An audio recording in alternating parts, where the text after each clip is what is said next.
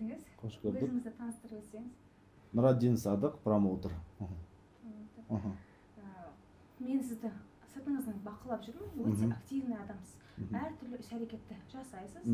И өзім даму жолында болған екен, кәсіпкер де психолог болған екен. Мен сізге сұрағым, сіз өзіңізде нені өзгерттіңіз? Өйткені маған жиі адамдар келеді, как бы со мной все ок. Айналамдағы адам бәрі жаман, үкімет жаман, бәрі жаман дейді. Менде бәрі жақсы дейді. Ал шын мәнінде келгенде адам өзгеру арқылы, даму арқылы ғана жақсылықты өзіне тартады ғой. Сондықтан сіз өзіңізде нені өзгерттіңіз? Біріншіден сыни көзқараспен қарауды қолға алдым. Негізінен өзіме, өзім іс-әрекеттеріме. Сосын соңғы жылдары анализ жасау, сараптама, анализ жасайтын іс-әрекетіңе. Анализді қалай жасайсыз? Кешке ма или күндіз ба қалай? Ондай бір определенный бір реттелген бір реттілік жоқ, жасамаймын. Кез келген уақытта мен жүрген тұрған кезде де, көлікте келе жатып болсын, кез келген жасайтын іс-әрекетіме әрбір секунд, әрбір минутта анализ жасап отыруға тырысамын. Болады кейде эмоцияға беріліп кететін кездер, бірақ артынан ойланып, кішкене сәл уақыт, 1-2 сағат уақыт өткізіп, демалып қараған кезде кейбір қате әрекеттерімді көрсем, түзетуге тырысамын міндетті түрде. Сонда эмоцияны қолда ұстауға әрекет жасайсыз? Эмоцияны қолда ұстауға әрекет жасаймын, мүмкін болғанша. Өйткені бұрын кішкене қызбалықпен көптеген қателіктерге бой алдыратынбыз. Қазір енді оны мүмкін болғанша азайтуға, тежеуге тырысамыз. Өйткені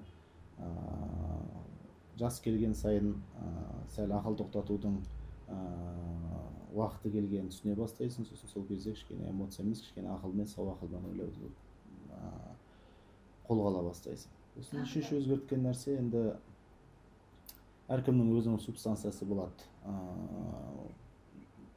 Әртүрлі аталады, мысалы, әртүрлі ат берген. Біреуде ол Құдай деп аталады, біреуде Алла деп аталады, біреуде Тәңір деп аталады, біреуде Жаратушы деп аталады, біреуде Иса Мәсіх деп аталуы мүмкін. Сонымен ара қатынасын түзеу керек. Құдаймен екі ортадағы ара қатынас түзесе, кез келген адам өзінің жаратушысымен, өзі сенетін субстанциясымен ара қатынас түзесе, көптеген іс-әрекеттер түзеледі. Негізінен сол. Басқа енді... Осы атап өтетін үшеуі, да? Иә, негізі осы үш нәрсеге көбірек мән бердім. Сол кезде сенде дұрыстала бастайды. Яғни бұл Құдаймен ара қатынас деген бұл бейнелі түрде айтылған дүние. Мысалы, ол сізбен біздің екі ортамыздағы ара қатынас сияқты, немесе сізбен досыңыздың, сізбен жақыныңыз, бауырыңыздың арасындағы ара қатынас сияқты болмауы мүмкін. Оның белгілеп берген принциптері болады. Мысалы, ол әр дінде әртүрлі болуы мүмкін.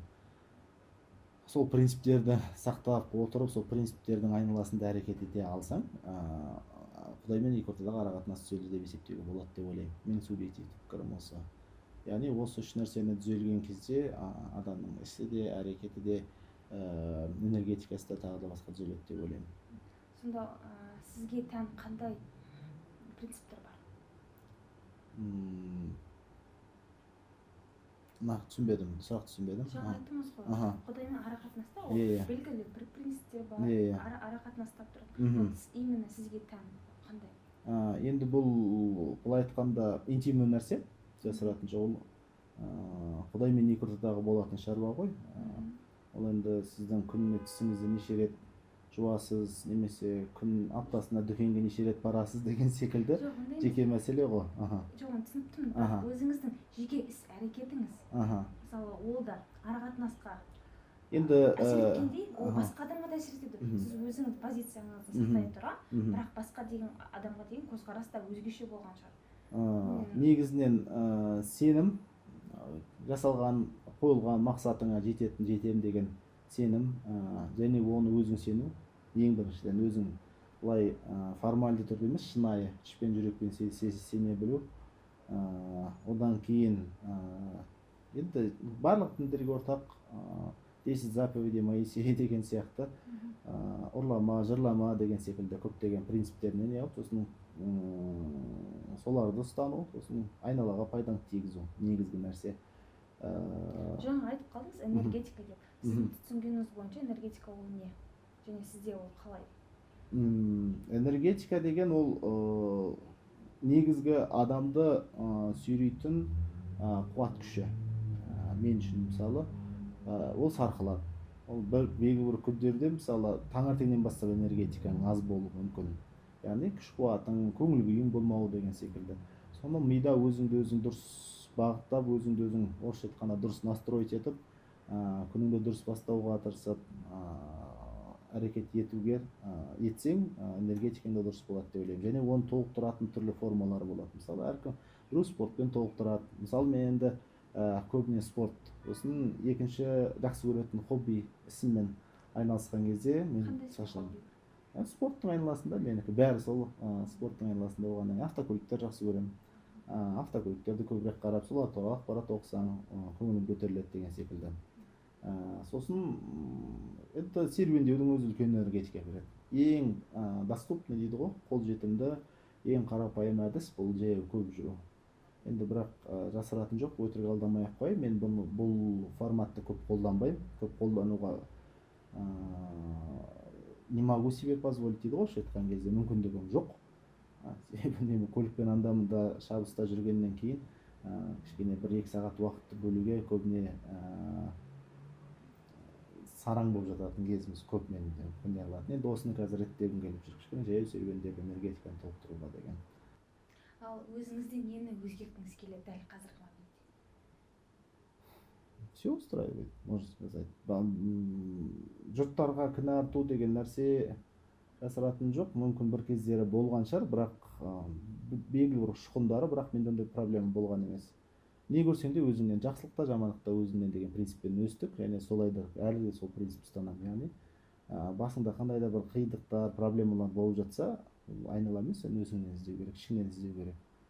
И вот дәл қазіргі моментте сізде қандай өзгеріс немесе қандай білім? Жасыратын жоқ, мен бұрын көп оқығанмын, студент кезімде өте көп оқығанмын да. Соңғы 4-5 жылда аз кітап оқимын. Көбіне интуициямен жұмыс жасаймын, ішкі ақылмен, былай теориялық білімге емес, көбіне менің кез келген жетістіктерім негізінен практикаға негізделген. Яғни тәжірибенің арқасында жеткен. Сосын көбіне тәжірибенің өзі де білім ғой. Тәжірибенің өзі де білім, әрине, бірақ кітаби білім емес дегенім ғой. Мен пәлен кітап оқып, өйтіп бүйтіп не қылып деген айта алмаймын, өйткені себебі аз оқығанмын. Жалпы білім көбіне тәжірибе. Менің негізгі принципім әрекет. Кез келген нәрсеге әрекет ету керек, сонда берекеті болады. Яғни ол ештеңе істемеген адам ғана қателеспейді ғой. Қателіктің өзі бұл үлкен жетістік негізі. Менің принципім де сол. Қателесесің, жарайды, сабақ алдың, келесіде қайталамауға тырысасың. Немесе айналаңда біреу қателесті, көрдің, жақсы, сабақ алдың. Ол пақыр сен үшін қателесіп жатыр деген принцип ұстанамын да. Мына пақыр саған көрсету үшін ғана қателесіп жатыр, сен осының қателігін сабақ алу үшін оның жаратушысы, Құдайы, Алла, саянизм, білмеймін қайсысы екен, әйтеуір солай итермелеп отыр, яғни сен содан сабақ алсын деп деген. Бұндай принципте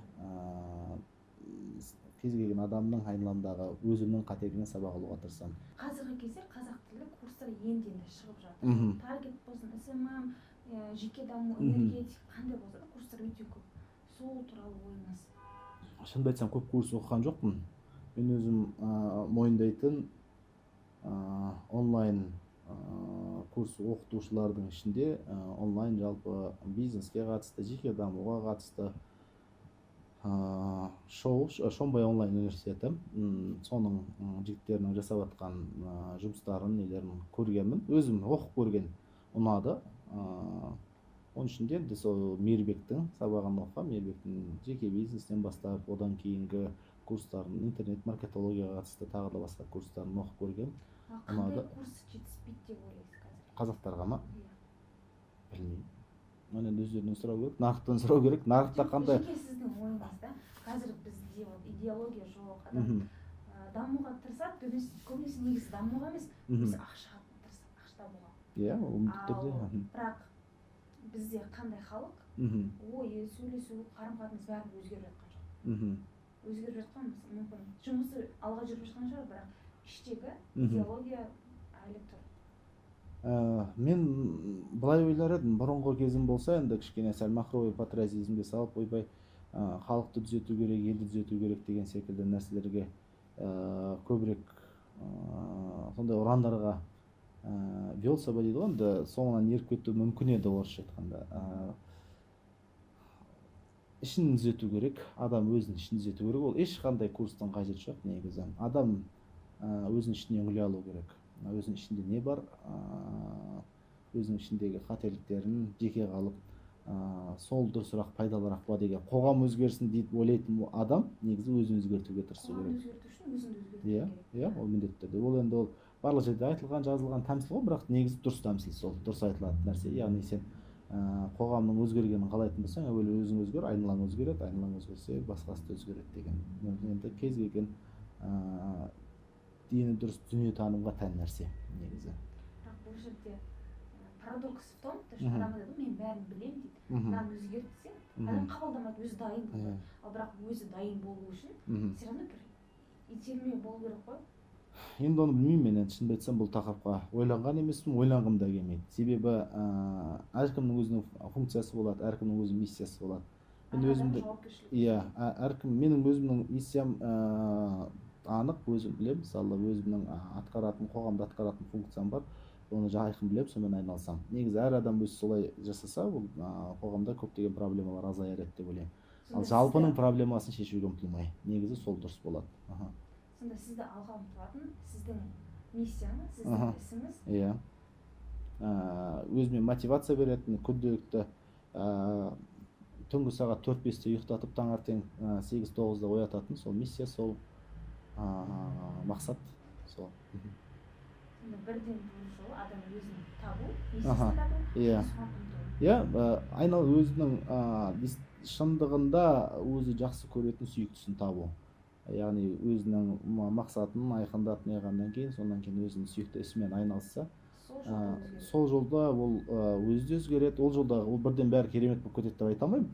Қиындықтар көп болады, бірақ сол қиындықтың бәрін мына елдің бәрі менің жасап жатқанымды көре алмай жатыр, қоғам кінәлі деп қана емес, маған Құдайдың немесе Алланың жіберіп отырған сынағы мен әрі қарай өссін деп, мен үйренсін деп беріп отырған нәрсесі деп қабылдай алып әрі қарай өсуге ұмтылса, онда сол әрекеті дұрыс болады. Ал егер олай болмай кінәнің бәрін айналадан іздей берсе, онда ол адамда даму болмайды. Керекету болады, депрессия болады. Айналып келген кезде сіздің клиентіңіз болады. Сол.